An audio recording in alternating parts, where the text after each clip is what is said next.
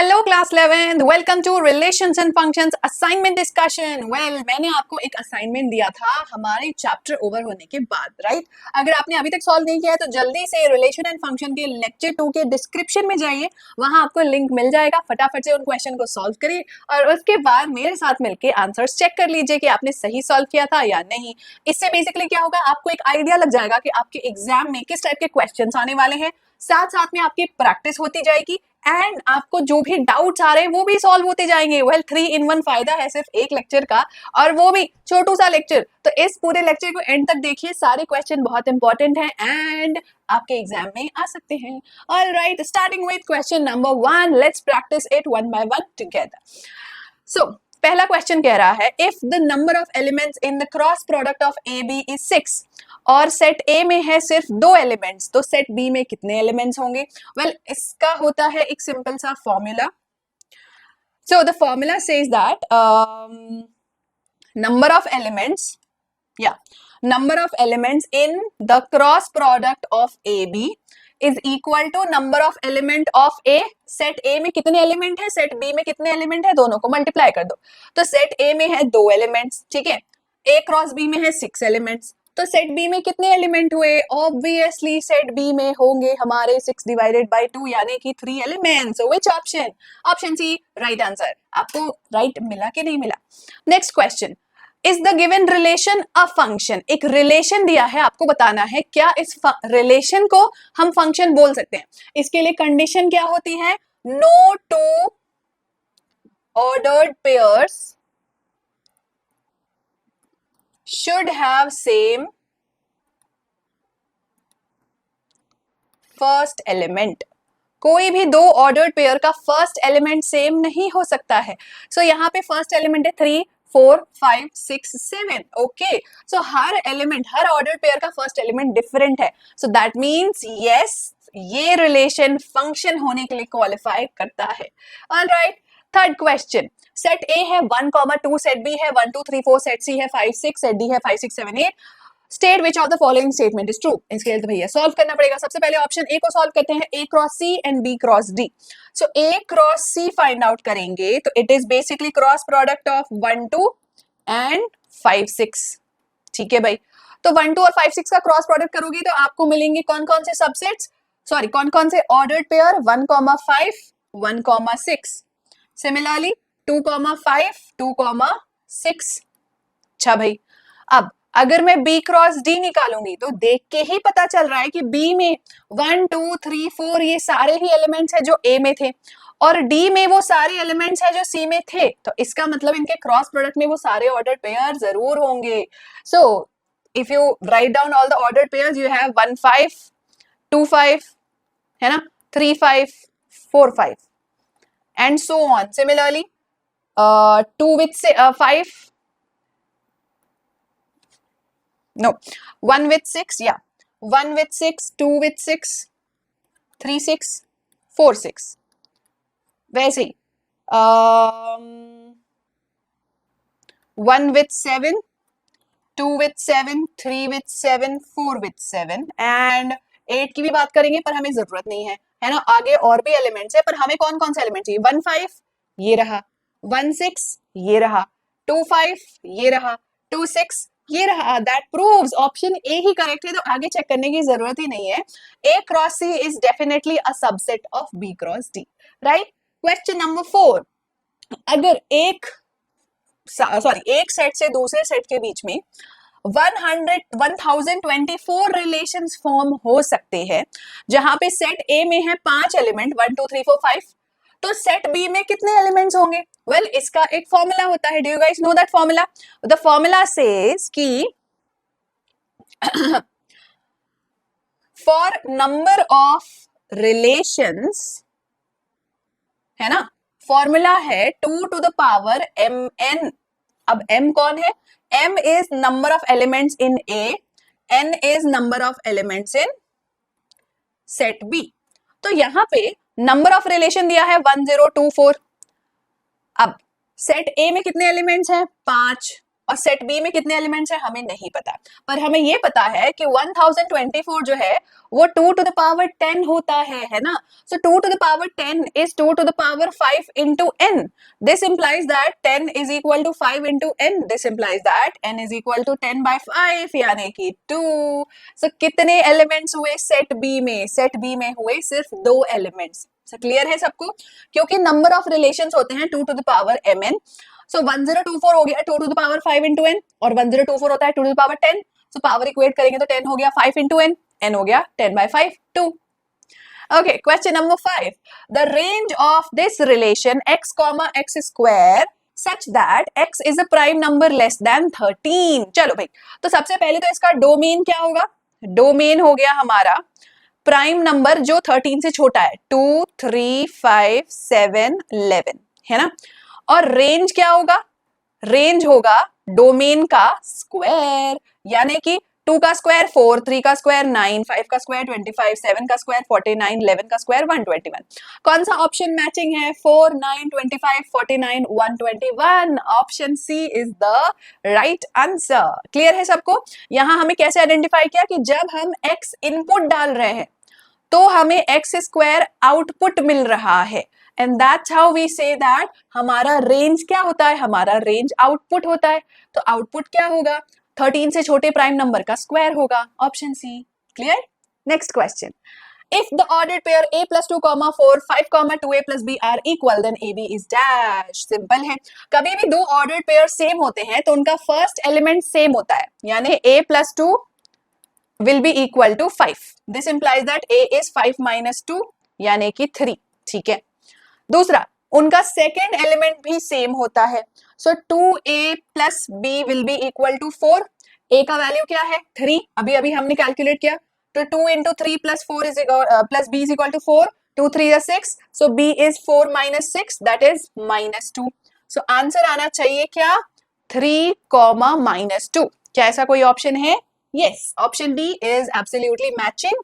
3 comma minus 2. क्योंकि यहाँ a comma b ordered pair पूछ रहा था आपसे, तो हमने a और b की वैल्यू डाल के उसको ऑर्डर्ड पेयर बना दिया. 3 कॉमा माइनस 2. कैसे निकाला आंसर? समझ में आ गया? इसका फर्स्ट एलिमेंट इसका फर्स्ट एलिमेंट सेम होगा और यहां से इक्वेट करके हम a और b की वैल्यू निकालेंगे. All right, next question. If number of elements in set a is m, number of elements in set b is n. इसके पास n है, इसके पास m है. टोटल नंबर ऑफ, ध्यान से सुनो, यहां सुनने वाली एक बात है, non-empty relations that can be defined from A to B. अब ध्यान देने वाली बात ये है कि नंबर ऑफ रिलेशंस का फॉर्मूला अभी अभी हमने सीखा था. कितने होते हैं number of relations? 2 to the power mn होते हैं. लेकिन मैंने आपको पढ़ाया था लेक्चर में कि अगर हमारे पास दो सेट है और हम उससे क्रॉस प्रोडक्ट करके उसके ऑर्डर्ड पेयर्स बना रहे हैं और उन्हीं ऑर्डर्ड पेयर्स का बेसिकली क्रॉस प्रोडक्ट का सबसेट होता है रिलेशन. तो हर क्रॉस प्रोडक्ट का एक सबसेट होता है नल सेट, और ये भी एक रिलेशन होता है. पर यहां पे हमें बोल दिया कि सिर्फ हमें नॉन एम्प्टी रिलेशंस का काउंट बताना है. तो देखो, टोटल नंबर ऑफ रिलेशंस में -1 कर दो, क्योंकि एक एम्प्टी रिलेशन जरूर होगा क्रॉस प्रोडक्ट का सबसेट. समझ में आ रहा है? अगर मैं a क्रॉस b निकालूं तो रिलेशन क्या होता है? रिलेशन बेसिकली सबसेट होता है a क्रॉस b का, और हर क्रॉस प्रोडक्ट का सबसेट नल सेट होता है ना? तो देयरफॉर कोई ना कोई रिलेशन नल सेट भी होगा. लेकिन यहाँ पे नॉन एम्प्टी रिलेशन के बारे में पूछा, इसलिए हमने -1 कर दिया है. कौन सा ऑप्शन सही है? ऑप्शन सी बिल्कुल सही, क्योंकि टोटल नंबर ऑफ रिलेशन से -1 करना था बस. ठीक है. Next question. If a8 6b represent identity function, then the value of a and b respectively is dash. ये क्वेश्चन इंटरेस्टिंग क्वेश्चन है काफी, क्योंकि मैंने आपको आइडेंटिटी फंक्शन सेपरेटली पढ़ाया है फंक्शंस, यानी लेक्चर नंबर 2 में. आइडेंटिटी फंक्शन क्या होते हैं? fx is equal to x, यानी input is always equal to the output is always equal to the input. So ordered pair basically हमें क्या बताता है? ordered pair बताता है इनपुट और आउटपुट, है ना? हर क्रॉस प्रोडक्ट का, हर रिलेशन के ऑर्डर्ड पेयर हमें क्या बताता है? Input comma output. और मैंने ये बोला कि आइडेंटिटी फंक्शन वो फंक्शन होता है जिसमें जो इनपुट डालोगे वही आउटपुट आता है. तो इसका मतलब अगर a इनपुट था तो a आउटपुट आएगा. So this implies that a is equal to 8. Similarly 6 comma b, 6 जो है वो इनपुट है और b जो है वो आउटपुट है. तो इसका मतलब 6 इज इक्वल टू बी। तो यहां से वैल्यू मिल गया कि ए का वैल्यू है 8 और बी का वैल्यू है 6। अब क्वेश्चन में क्या पूछा है, find the value of A and B, so it will be 8 and 6, है ना। ए हो गया 8, बी हो गया 6। Next question, if A cross B is an empty set, अगर क्रॉस प्रोडक्ट एम्प्टी सेट है तो which of the following is a null set. Set A null set होगा, सेट बी नल सेट होगा, दोनों में से कोई एक नल सेट होगा या दोनों को नल सेट होना पड़ेगा। वेल राइट आंसर ये है बच्चों कि आप क्रॉस प्रोडक्ट तभी निकाल सकते हो जब दोनों ही सेट में कोई ना कोई एलिमेंट हो, तभी तो उसका ऑर्डर्ड पेयर बनाओगे। अगर ये नल सेट है, इसके पास कोई एलिमेंट ही नहीं है, तो ऑर्डर्ड पेयर ऐसा दिखेगा क्योंकि यहाँ एक भूत है, ठीक है, और यहाँ आपने बी लिख दिया है, ऐसा ऑर्डर्ड पेयर तो नहीं बना सकते। तो इसका मतलब ए और बी, या तो ए या तो बी, दोनों में से कोई एक भी अगर एम्प्टी हुआ तो क्रॉस प्रोडक्ट एम्प्टी ही आएगा, क्योंकि उसमें कोई भी ऑर्डर्ड पेयर बनेगा ही नहीं, ठीक है। सो दोनों का एम्प्टी होना जरूरी नहीं है, कोई एक भी एम्प्टी हुआ चलेगा, ठीक है। Next question, set A has 4 element, set B has 2 3 4 5। अब यहाँ नंबर ऑफ एलिमेंट्स नहीं दिया है, एलिमेंट्स बता दिया है, कौन कौन से एलिमेंट है, 2 3 4 5 है। तो बात तो वही हुई, नंबर ऑफ एलिमेंट्स काउंट तो हम कर ही सकते हैं, 1 2 3 4, है ना। तो find the number of elements in the cross product of A B. So basically A cross B will be, space नहीं था तो यहीं पे सॉल्व कर देते हैं। So number of elements in A cross B is number of element of set A into number of element of set B. Set A में है 4 elements और अभी हमने कैलकुलेट किया set B में है 4 elements. So 4 4 से कितना होता है 16. So हमारा आंसर आ गया 16 ordered pairs in the A cross B set. Simple. Next question, अगर A क्रॉस B में ऑर्डर्ड पेयर है A, X, A, Y, B, X, C, Y, then find the set A. Set A क्या होता है, अगर आप A cross B निकाल रहे हो तो A हो गया आपका इनपुट एलिमेंट्स, B हो गया आपका आउटपुट एलिमेंट, यानी हर ऑर्डर्ड पेयर का फर्स्ट एलिमेंट, हर ऑर्डर्ड पेयर का सेकेंड एलिमेंट। तो बेसिकली आपको सेट A फाइंड आउट करना है। सेट A होगा first element of every ordered pair. So set A will be first element A, first element A, तो दोबारा नहीं लिखेंगे, एक ही बार लिखेंगे, first element B, first element C, that's it. तो set A होगा A, B, C. Only the first elements will be the right answer. Clear to all of you? Okay. Now next question, very interesting. इसका answer किसने किसने सही बताया, जल्दी बताओ comment करके मुझे। एक फंक्शन है जो real numbers to real numbers define है such that y is equal to F X is equal to 2 times of x, it is a dash. क्या ये आइडेंटिटी फंक्शन है? नहीं, क्योंकि आइडेंटिटी फंक्शन होता है F X is equal to X, पर यहाँ तो 2x है। क्या ये कांस्टेंट फंक्शन है?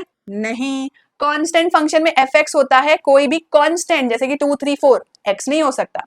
क्या ये मॉड्यूलस फंक्शन है? नहीं, मॉड्यूलस फंक्शन को लिखने का तरीका कुछ ऐसा होता है, ये 2 डंडियां जो है वो होनी चाहिए रिप्रेजेंट करने के लिए। क्या ये पॉलिनोमियल फंक्शन है?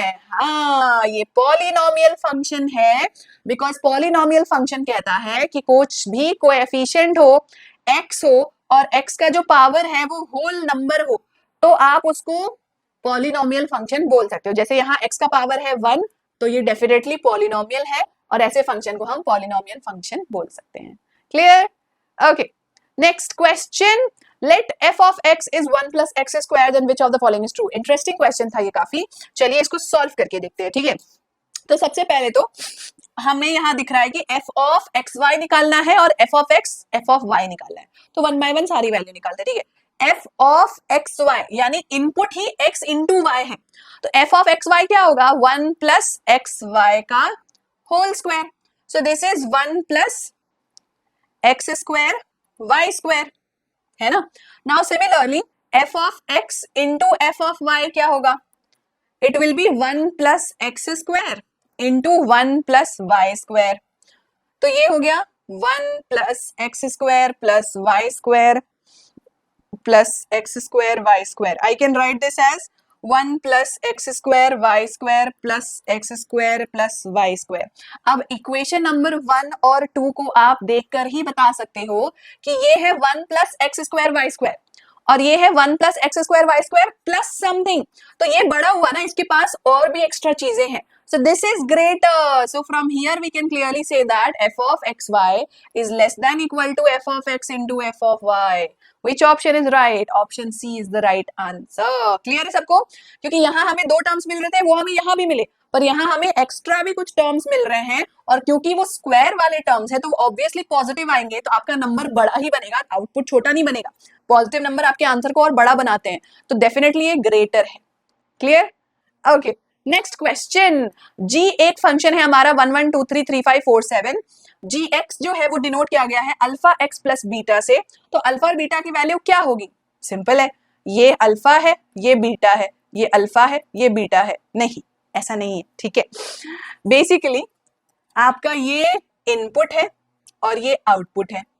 ये इनपुट है, ये आउटपुट है. तो इनपुट और आउटपुट से अल्फा और बीटा की वैल्यू कैलकुलेट कर लो. सो फर्स्ट पहला ऑर्डर पेयर अगर हम चूज करें तो for x is equal to 1 g of x is equal to 1. जब इनपुट 1 है तो आउटपुट भी 1 है, यानी कि अगर हम g ऑफ x में x is equal to 1 put करें तो g of x is alpha x plus beta. So 1 is alpha into 1 plus beta. So alpha plus beta is equal to 1. ये हो गया इक्वेशन नंबर 1. ऐसे ही एक बार और solve करते हैं. x जब 2 है तो g ऑफ x 3 आ रहा है. 2,3 हमें ये बता रहा है ना. जब इनपुट 2 है तो आउटपुट 3 आ रहा है, यानी g ऑफ x क्या है? Alpha x plus beta. तो gx आ रहा है 3 जब x की वैल्यू है 2 plus beta. So here we have 2 times of alpha plus beta is equal to 3. 2 times of alpha plus beta is equal to 3. ठीक है, तो ये हो गया इक्वेशन नंबर 2, ये हो गया इक्वेशन नंबर 1. दोनों को सबट्रैक्ट कर दो. ठीक है,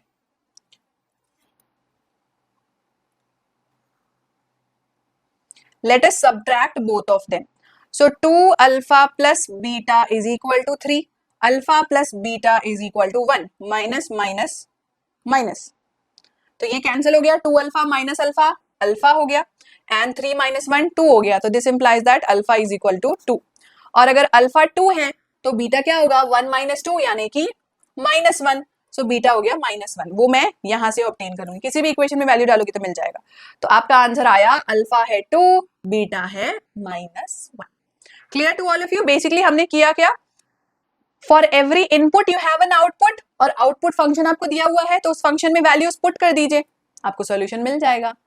okay, All right, so we have reached our last question of the day. Very very interesting question. इसका जवाब तो मैं जरूर जानना चाहती हूँ किसने किसने सही दिया है. ठीक है, और अगर अभी तक सॉल्व नहीं किया तो जल्दी से गेस करो इसका आंसर क्या होगा. आपको फाइंड आउट करना है range of the function f which is defined from integers to integer, मतलब integer input integer output, such that function fx is mod of 2x minus 1. क्या लगता है क्या होगा? इसके लिए काम करते हैं, चेक करते हैं. जब x की वैल्यू 1 है, ठीक है, तो f ऑफ x होगा 2 into 1 minus 1 mod value which is basically 2 1 2 minus 1 1. ठीक है, जब x की वैल्यू -1 है तो f ऑफ x होगा mod of 2 into -1 -1. So this is mod of -2 -1 यानी कि 3. कोई और वैल्यू लेके देख लेते हैं. x इज इक्वल टू -5 ले लेते हैं, तो f ऑफ x हो जाएगा बेसिकली 2 इंटू -5 -1. 5 2 is 10, -10 -1 is -11. सो -11 की मॉड वैल्यू हो गई 11. यानी मैं कुछ भी करूं, है ना, जो भी मेरा इनपुट है, अगेन मैं आपको एक पॉजिटिव एक नेगेटिव एग्जांपल लेके दिखा रही हूं. अगर x की वैल्यू 2 है तो f ऑफ x क्या आ रहा है हमारा?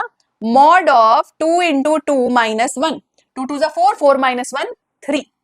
और x की वैल्यू अगर -2 है तो f ऑफ x आ रहा है मॉड ऑफ 2 इंटू -2 -1.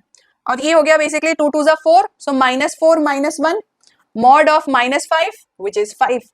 यानी मेरा इनपुट अगर पॉजिटिव है तो भी आउटपुट पॉजिटिव है, इनपुट अगर नेगेटिव है तो भी आउटपुट पॉजिटिव है. ठीक है, सो पहला पॉइंट जो हमने निकाला, आउटपुट ऑलवेज पॉजिटिव इंटीजर. एक और ऑब्जर्वेशन है यहां, अगर सारे नंबर को आप अगर ऑब्जर्व करो 1 3 11 3, 5, ये सारे कौन से नंबर्स हैं? Output is always what? Odd number. Output हमेशा ऑड नंबर आ रहा है, क्योंकि इवन नंबर -1 करने से ऑड नंबर ही आता है।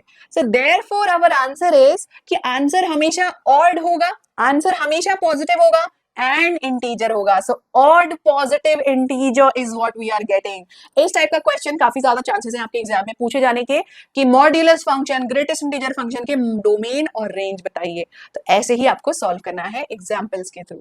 Alright guys, so that was all about today's class. I hope कि हर क्वेश्चन आपको अच्छे से समझ में आया होगा। इफ नॉट तो मुझे कमेंट करके जरूर बताएगा अगर आपको किसी क्वेश्चन में डाउट है तो। ऑल्सो इस वीडियो को अपने फ्रेंड्स के साथ शेयर करिए, फटाफट चैनल को सब्सक्राइब करिए and do like the video if you enjoy today's session. और हाँ, अगर आप असाइनमेंट सेशंस को वीक क्विज के फॉर्म में करना चाहते हैं, लाइव क्विज के फॉर्म में करना चाहते हैं, तो वो भी मुझे कमेंट करके बता दीजिएगा। Thank you for watching the video. I hope you had fun. और किसका कितना स्कोर आया, स्कोर तो कमेंट करना ही पड़ेगा ना, तभी तो मुझे पता चलेगा किसने किसने सॉल्व किया। तो जल्दी से कमेंट करिए और अपना स्कोर बताइए। Bye bye, bye guys.